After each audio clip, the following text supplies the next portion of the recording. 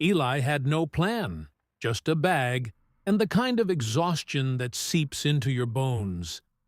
He stumbled upon the Wexford Hotel by accident, its crumbling exterior oddly comforting in its decay. He asked for the cheapest room and got room 6. The hallway was oddly cold, not from bad heating, but something else, older. As he turned the key and entered, he felt it immediately. A faint shift in air pressure, as though the room had just exhaled. Inside, the wallpaper peeled like old skin. The bed dipped strangely to the left, but it was the draft he noticed most. A slow whisper of air, not from the vent or window, but from the wall behind the headboard. He pressed his ear to it. It was breathing. That night, Eli dreamed of someone else's memories. He was running down a hall that stretched forever, mirrors on both sides, each one reflecting a different version of him, older, younger, twisted, gone. He woke up at 3:09 a.m., heart racing. And there it was again, the breathing, soft and slow. Eli pulled the bed away from the wall. Behind it, he discovered a large section where the wallpaper had been replaced, hastily, like a bandage over a wound. When he tapped it, it echoed, hollow. Later, in the lobby, he asked the clerk if anyone had ever died in room 6. The woman looked up from her crossword. "Only the ones who didn't listen," she said, and smiled. Her eyes didn't. The next day, Eli left his room, shaken, but determined to leave early. The hotel felt different, like the walls had subtly shifted. He heard footsteps ahead. When he turned the corner, he stopped dead. It was him, his exact likeness, walking calmly toward room 6. Same jacket, same limp from a twisted ankle years ago, same scar near his left eye. The duplicate didn't acknowledge him. It simply entered room 6 and closed the door behind it. Eli sprinted to the door, flung it open.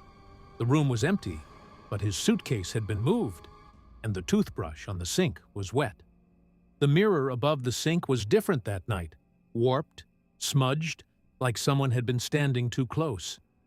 Eli stared into it and noticed his reflection didn't blink when he did. He reached out to touch the glass, and it pulled, only slightly, like a suction behind it, but enough to make him stumble back.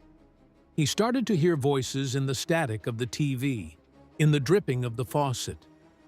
"You brought it with you. Don't you remember? It lives here now." That night, he scratched at the wall behind the headboard until his fingers bled. The wallpaper tore easily, revealing not wood, not drywall, but something soft and wet. It pulsed. He ran, out the room, through the hallway, down the stairs. But the lobby was different, warped in scale, the chandelier impossibly high, the front desk sunken into the floor. The clerk was gone. He tried the exit, but it led him back into the hallway. Room 6 stood open. Inside, he saw himself sleeping in the bed, peaceful, still. Eli staggered backward, panicked. Then he noticed the walls. They were breathing faster now, hungry. The hotel had no doors anymore, only corridors that folded onto themselves, reflections without glass.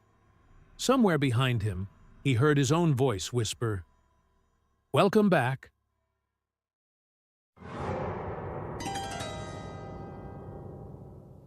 Anton rented a flat in a building long ignored by anyone who had a choice. Built in the 60s, thick concrete walls, chipped tiles in the entrance, and a quiet that felt unnatural. But it was downtown, cheap, and available. Everything seemed fine. Until he noticed the window directly across. Same level, same layout, like a mirror image. From his first night, a dim, yellowish light burned in that window. Even at 3 or 4 a.m., at first, Anton assumed it was another night owl like him, but something was off. The figure in that window didn't move.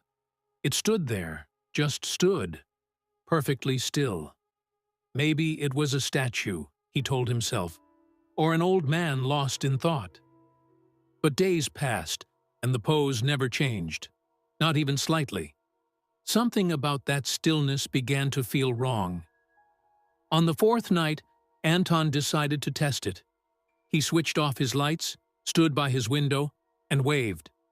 The figure responded, instantly, mimicking the exact motion. He stumbled back. It wasn't random. It was aware. The next evening, the figure was closer to the window, watching.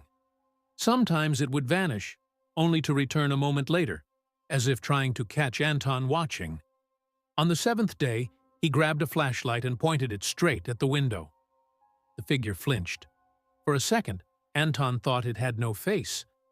Or worse, a face that looked just like his own. Around 3 a.m., Anton awoke to the sound of a click, a door latch. Then came the creak of a handle. His door. He froze. It jiggled. Once. Twice. Silence. He tiptoed to the door and peeked through the peephole. Nothing. But on the floor, wet footprints leading straight to his door and stopping there. In the morning, he noticed something worse. The door across the hall was ajar. Just a crack, like an invitation.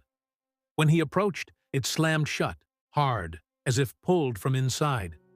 That evening, he couldn't resist. He opened the opposite door. No resistance. Inside, the air smelled of damp wood and decay. The rooms were empty, no furniture, no curtains, just one window, and in front of it stood himself. Same height, same stance. Even the shirt he'd worn yesterday. The figure faced the glass, motionless. He stepped closer, reached out, touched the shoulder. The figure spun around. It was his face, but warped, cracked like glass. Eyes sunken, skin pale, mouth twisted into a grin that didn't belong. And then, it screamed.